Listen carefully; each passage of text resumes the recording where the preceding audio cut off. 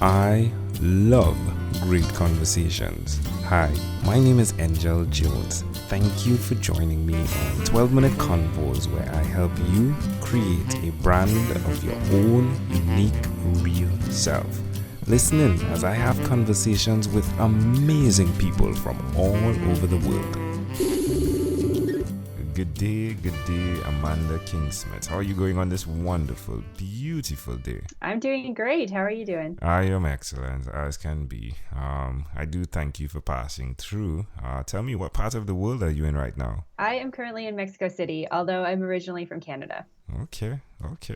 Having fun, are we? Yeah, definitely. It's a little bit warmer in Mexico right now than it is in Canada. It's a lot warmer, I would think.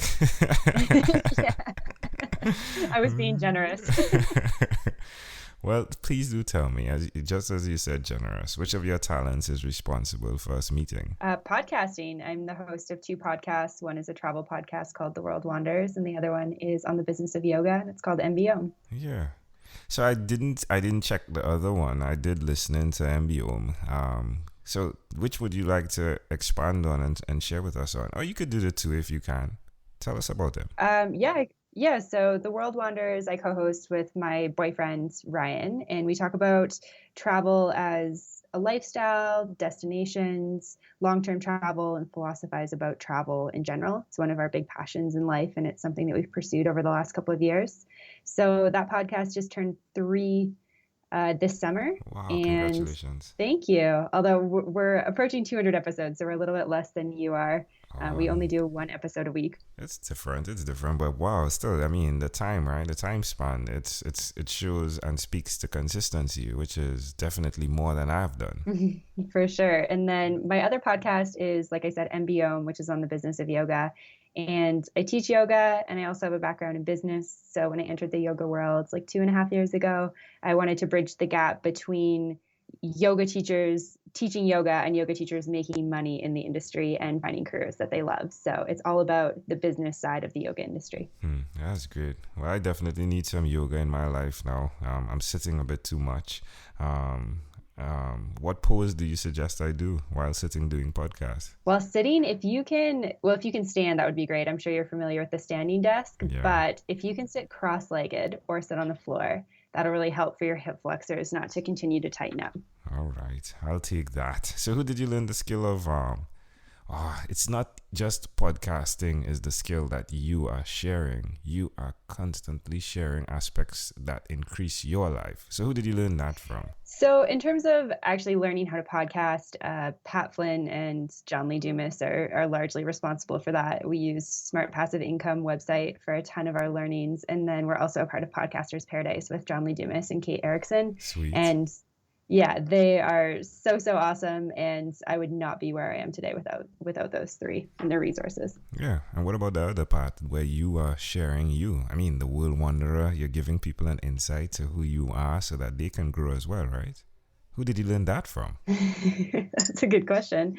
I think somebody who really inspires me and who I've learned a lot from is one of my managers with one of the consulting jobs that I have with a company called Praxis. And the CEO, Isaac Morehouse, has been a really big inspiration for me. And then my direct manager, TK Coleman, has also really inspired the direction that I've taken with my life and feeling confident to share the things that I see and do and experience in the world with other people. Yeah, and then you're definitely inspiring so many others. That is pretty great. Please tell me, there are the ups and downs. Oh yes, we know there are. There are. Why will you continue to repeat this skill? I think that the networking is the biggest thing. And I'm sure that you can relate to this as well. If I wasn't podcasting, if I wasn't sharing the things that I was doing online, you and I would have never connected.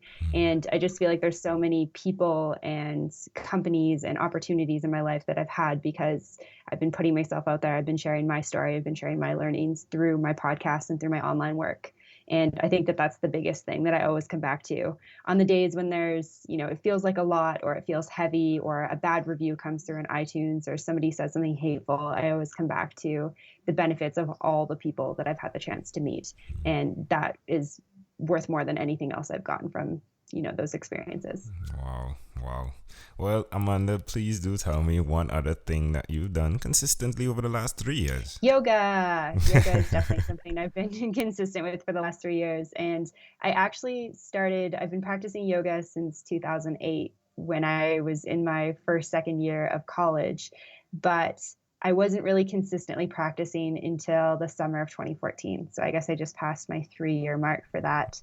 And yeah, yoga has really changed my life in a lot of great ways. And I'm really grateful for my practice. Yeah. Well, how does it make you feel? It makes me feel more present. It makes me feel more aware of the things that are happening in my body, both physically, mentally, emotionally. And it makes me feel really happy. Yeah. Suggest to someone out there that may be listening why they should combine the physical side, which is what yoga brings, with their daily life. I think that when you start practicing yoga, you experience all these benefits. Like people continue to come to the practice once they start, and I feel like they don't always know why. And I think that, years later into your practice, you're like, oh, wow, I was getting this space on my mat where I was able to just focus on my breath and turn inwards. And you have this experience where you're relaxed and you're comfortable and you feel really good in your body. Your mental space is really clear. And I think that that's, some of the greatest benefits of yoga and why people, do it and should do it. Amazing audience, we are live with Amanda Kingsley. Amanda is actually the podcast host of two podcasts, right? MB Om and World Wanderer, right? You co-host one of those podcasts, right? Or is it only you? Just so you know, my last name is Kingsmith. Kingsley is another guy I spoke to. It's all good. That happened. So my apologies, Amanda Kingsmith. Yeah, and then I'm asking you if you co-host, right? And I'm guessing it's your husband, right? So yeah, he wouldn't be too pleased with me calling you Kingsley, right? We're actually not married, so it's not his last name. But yeah, wow, two in a row. Yeah. Long time. Well, we've been together for almost 9 years. So according to the government in Canada, we're common law, which is essentially marriage. So it's all good. Okay. Well, Amanda, we have now arrived where I would like to switch gears. Can I invite you now into my time machine that is surrounded with beautiful, warm, blue Caribbean water? Amanda, what is your earliest childhood memory? So one of my earliest childhood memories that comes to mind is playing in the backyard in the house that I grew up, which was in a small town in Alberta in Canada. And it backed onto a really beautiful valley with a river. And I was swinging on a swing and I was pretending that I was Princess Irene from The Princess and the Goblin, which is a really, really old kids movie. It came out in 1991. I was born in 89, so I couldn't have been too old at that time. I was probably 6 years old. Wow. And I was swinging on the swing and I was pretending I was this princess and I was totally lost in this world. And in this story, she goes into a cave and she has a string that she's unrolling as she goes so that she doesn't get lost. And there's goblins in this cave. And it's just a really interesting kid story. And I just remember totally being enraptured with wanting to be Princess Irene and pretending that I was her. Wow. So you're just about 6 or 7, right? Why do you think this memory is so clear? I think that it's clear to me because, it's this time of being really playful and really innocent. And I think that as we get older, especially if you go through the public school system, which I did, your creativity in a lot of ways kind of gets, I don't know if crushed is the right word, but kind of, pushed away for you. You need to learn to read and you need to learn to write and you need to learn math and science and about planets and government and all these things. And I think that it just reminds me of this time when I was very just playful and innocent and curious, and I could totally spend an entire afternoon lost in a make-believe world. And it just stands out to me as this really beautiful time in my childhood and in my life. Yeah. Well, can I offer an interpretation to the thought picture you created in my mind? Yeah, definitely. I love the idea of the string being unwinded, if you would, as she steps into the cave in that movie, right, that you were describing. I love the idea of that because so many times we go wandering, but it's really necessary to have an anchor, something that you could come back to, something that definitely grounds you. And it's intriguing that through your mindfulness and your meditation and what you're doing via yoga, I believe it's that you're connected to having something that keeps you grounded, something that ties you to the place you need to be. I love that. Yeah. If we fast forward to when you were 12, what was your favorite song? Okay, so when I was prepping for this, I actually had to Google the best songs of 2002, which is when I would have been 12. And there were a lot of good songs in 2002. Hot in Here was one of the top ones by Nelly. I think I was pretty into that. But Kelly Clarkson was one of my favorite artists at that time. And A Moment Like This came out, and I remember being really, really into that. Also loved Justin Timberlake. I think that's when he kind of split apart from NSYNC. So he had some great stuff coming out in 2002. So I was definitely into the pop music when I was 12. Yeah. So we'll go with that. Well, it's intriguing how it connects, right? Because you definitely live in a moment like this, right? Yeah, there's a lot of Kelly Clarkson songs that have really spoke to me throughout my life. I remember I did when I was like 15, so I would have been in grade 9, I did a interpretation of my life based on Breakaway. And it's interesting because now I travel almost full time. So it's like, okay, it connects, those things when you're young. Yeah, they all connect. Everything connects. They all connect. Well, Amanda, we have now arrived at our destination. But before we get off of this time machine, there's a small declaration form. Says yes or no, possibly a bit more. We're going to go pretty quickly here. Amanda, have you chosen someone to pass on your skills to? We have a production assistant who is absolutely amazing for the World Wonders, and I've been teaching her everything I know about the podcasting, blogging, online travel world. That's great. Are you? Well, you said you're not married. Let me hear how you answer this. Are you married? No. Do you have children? No. Do you believe in God?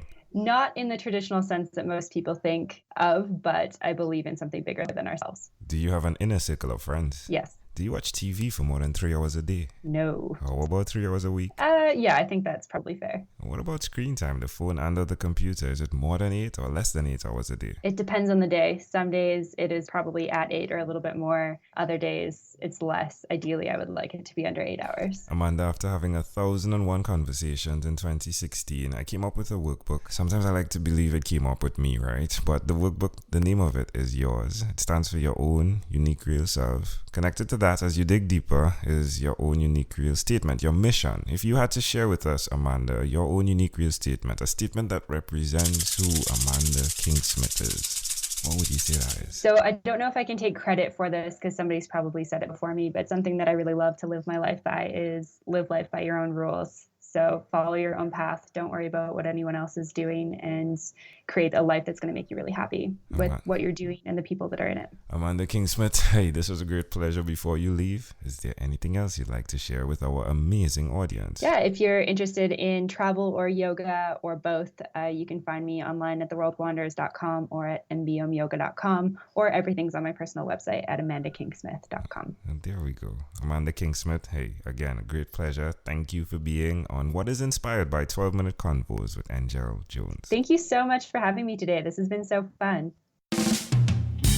Thank you for being on 12-Minute Convos with Angel Jones. Stay tuned for more from our advertisers. Diabetes is a mountain pandemic. It's a disease that's not acute but chronic.